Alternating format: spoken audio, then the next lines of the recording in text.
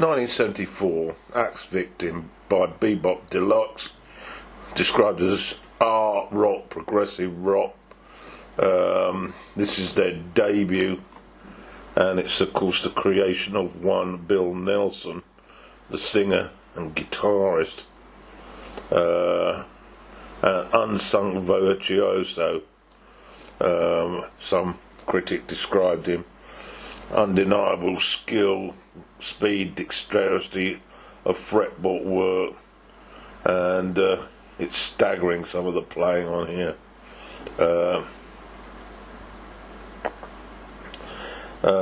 They never fixed to one genre of music, would flit from glam rock to heavy rock to jazz rock to prog, and 74's debut basically covered all that ground. It dipped into lots of different styles, not skulls. The skull, an electric guitar, adorns the front cover, and I'm gonna go through it now, track by track. This was the only album on vinyl that I bought of this band, much neglected, with a cavalcade of guitars shimmering through this title track. It really did launch Nelson and the band on an impressive road. This is such a beautiful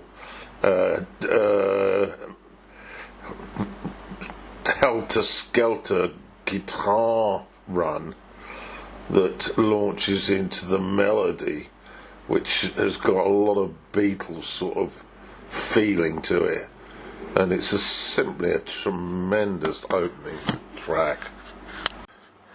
The time that this came out, of course, it was at the peak of Ziggy hysteria, and certainly the style of rock, the riffs, would have slotted in to that Ziggy Star album.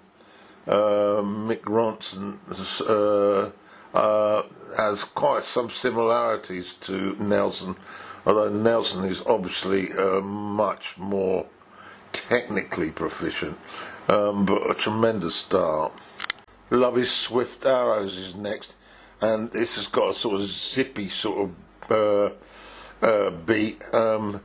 The guitar is more back in the mix, but once again there's heavily influenced by Ziggy Stardust and David Bowie. Even Nelson's vocal owes more than a nod to Ziggy, but it really does move along very, very nicely, and I like the production phasing the guitar work. It's highly impressive. The song segues into Jet,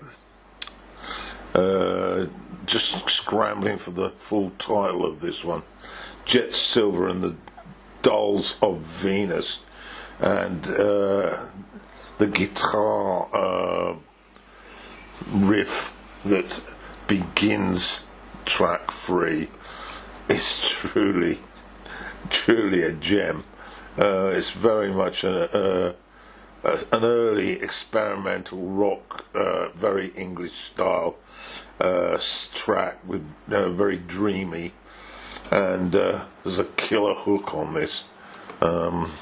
It certainly sounds a lot better than it did back in 74, I must admit. And as the guitar solo meanders towards the finish, we then get an extra tacked on at the end with some audacious feedback, which we would have been pleased to hear on any album by Jimi Hendrix. Absolutely superb. Third floor Heaven actually is a much more standard rock song. Still very Bowie-ish, but less flamboyance on this one. Night Creatures. This quick lyric for it sets it up really. Johnny was an actor, he wore his new Max Factor. Yeah, glam rock was here. Beautifully played by Nelson on the acoustic guitar on the intro before he takes over the vocal, and pleasant sort of start to what was another great track. This slow-paced sort of ballad rock song is littered with some eloquent, short, liquid style solos, and the lyric explores all the characters of the street that are adorned in makeup, very much taking glam rock and a camp feeling to the centre of the music business, with their how can we put it, descriptive attire to go out and have fun with this new music. In Vietnam, and perpetuated by Republicans. Or they can get started by Republicans such as George W. Bush and perpetuated by Democrats such as Barack Obama and Joe. Rocket Cathedrals starts us off on side 2, and there's some sort of announcement like babble from a public address system, which then bounces into a rather complicated chord arrangement. Yeah, Rocket Cathedrals. Actually, the bass guitar player Robert Bryan took over lead vocals on this track, the only one on this set. All other vocals were dominated by Bill Nelson. An interesting curios is after this was released and they did a tour, because of the criticism that they were jumping on the glam bandwagon and sounding very similar to David Bowie and Ziggy Stardust, Nelson got rather finicky about it and decided to sack the whole band and start afresh with the second album, Futurama, which was released in 1975. So interesting sort of stuff really. The track is very much a helter-skelter rock song with dramatic sort of solos from Bill Nelson, as always, but it's one of the weaker tracks on this album, I think. Right, Adventures in a Yorkshire Landscape is next. There's a lot of sort of electronic phased work on the drums and the guitars. It's probably the highlight of the album. It's got a beautiful sort of texture to it, and it's very, very psychedelic in places. But we're going to give it a good listen. And there'll also be some lyrics read, but I'm just trying to decipher them. They're not exactly sort of easy. Working. Oh, there we are. So we've just worked it out that it's 104 degrees Fahrenheit in this room. Just to add to the tasteful nature of the review. And let's get back to the music. The slow, genteel melody is just the sort of the roots really for an absolutely awesome extravaganza of guitar playing from Nelson. Yes, there is again a touch of Bowie-ish style to do the lead solo, but he goes way beyond what Ronson would have been doing, and it's splendour. It's splendour personified. It's a piece of poetry. It's like a canvas to a landscape. Well, that's what the title's about. A constable or something like that. It's absolutely 5-star and a beautiful piece of. The song, one would assume, is Nelson describing the part of the world where he was born, which was the West Riding of Yorkshire, Wakefield to be precise, and he's describing what he saw as a young boy growing up in a part of the world that was pretty dank and dark and not exactly throbbing with joy, with the usual obstacles to any sense of wealth in that part of the world. And the words are beautiful, and I will be reading them, and of course there will be a slide. An absolute peach of a song. So a little bit about Nelson. Educated at the Wakefield College of Art. His father was a sax player. His mother was a dance troupe member, and whilst at art college he developed an interest in poetry and the filmmaker John Cocteau, and of course music. Dwayne Eddy, a primary guitar influence, and then his first record, a brief contribution on an album called Ostra Musics from Holy Ground, with people I don't really know. So that's the beginning of his touch with music, and John Peel was a fan. He got his first airplay with him early on, and let's see, in 73 he made a solo album called Northern Dream, and it was released on an independent record label, and that drew the attention of others, and then eventually led to his band Bebop Deluxe signing with the EMI Harvest, and the release of this album in 1974, of course. So we could go into more detail, but we'll probably bore you to death, so we won't. So here we've got Jets at Dawn. It's 7 minutes, it's a rather odd sort of song.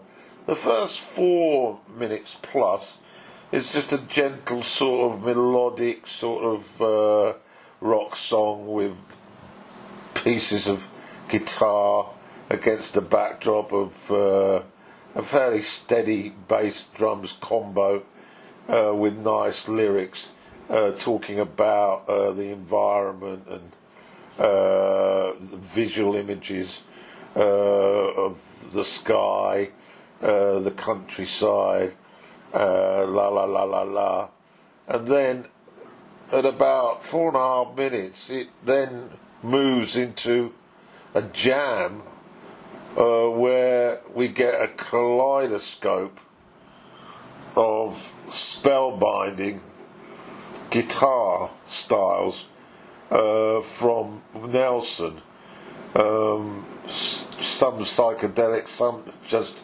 very riffy.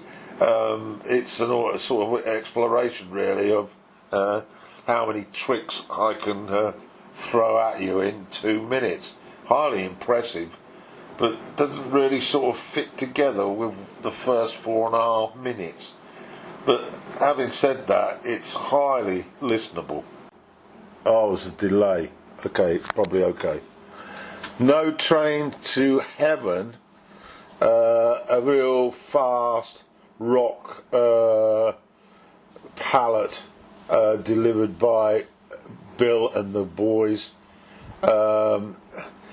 Bill is noted for being a painter, and he seems to use the words to paint a picture of the landscapes, and this one is another descriptive look at the environment: bridges, houses, trains,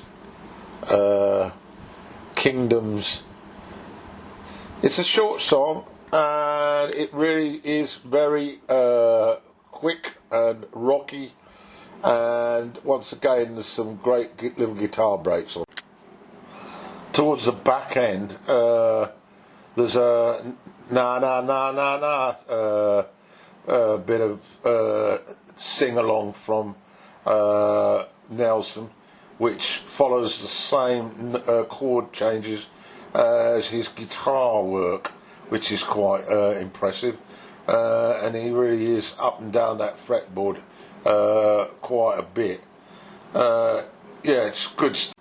It has to be said that there's multi-tracking on the lead guitar, and the way they sort of are woven together in the production room says a lot for the virtuosity of Bill Nelson on the axe.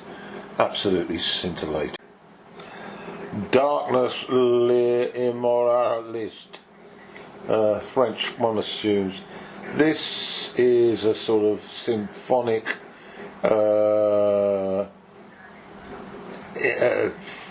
arrangement. The strings are all over this particular track. It's a slow sort of slow rock beat, but the arrangements sort of swallow up the band to an extent, and it's full of superlatives as well. On the lyric, for example, it's sort of rather dark, rather moody, rather negative in the use of adjectives, and it's possibly to do with a lost love, a feeling of being left alone to the horrible things around one. Musically, not the strongest suit. Nelson's vocals owe a little bit to the sound of Peter Hamill on Van der Graaf Generator albums that occurred a few years before that. But the music is not as technically advanced as VGGG, and Hamill's voice is a better one than Nelson's, it has to be said. But it showed that he was prepared to sort of take some risks and not just throw out the glam rock, art rock rhythm track after track and glisten it all up with speedy guitar solos. Skylarking, 1986, album by the English band XTC, 9th studio album, and produced by the American musician Todd Rundgren. The concept of skylarking is life in a day, semi-conceptual, influenced heavily by the Beach Boys, the Beatles and the Kinks.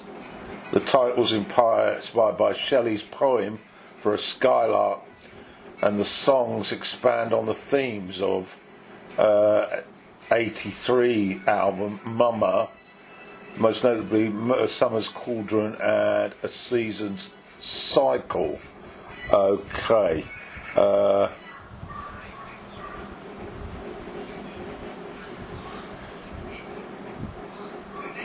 So Rundgren's appearance was mainly to try and improve their saleability in America, which had dropped to a new low, and the band chose Rundgren because he was the only one they had sort of heard of, and it took place in New York in Rundgren's recording studio, and